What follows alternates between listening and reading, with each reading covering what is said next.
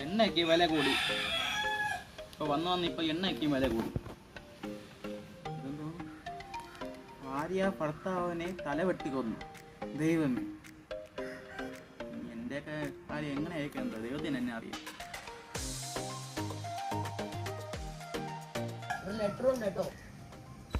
ലെറ്ററോ?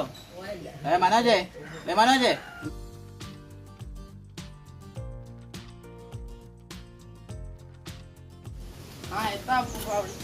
വെളിയിൽ പോസ്റ്റ് മാനാണോ?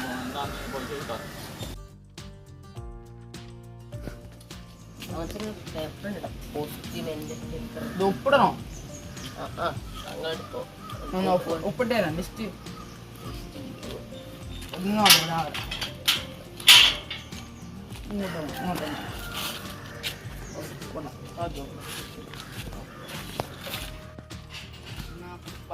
വേണം. ജപ്തി നോട്ടീസ് എന്നാണ് പറഞ്ഞത്.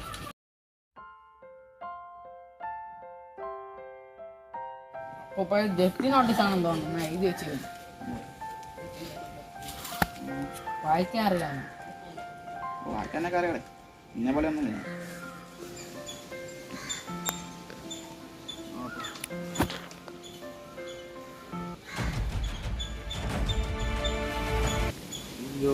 എന്താ അപ്പൂപ്പ? അത് ഞാൻ കൊറോണയ്ക്ക് മുമ്പ് എൻ്റെ ജോലി ആവശ്യത്തിന് വേണ്ടി ഞാൻ ബാങ്കിൽ നിന്ന് ഒരു 3 ലക്ഷം രൂപ ലോൺ വാങ്ങിയിരുന്നു.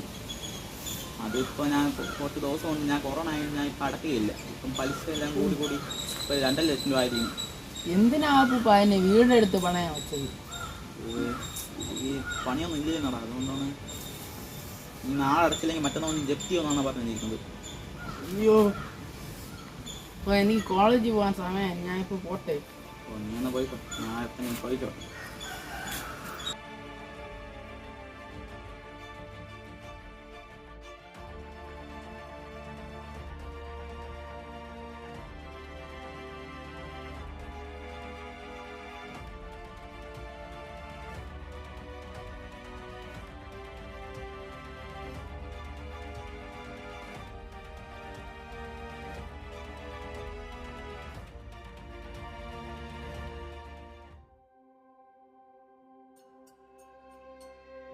ഹലോ രാജു, ഞാനാണ് ദിവാരൻ. സുഖം തന്നെ.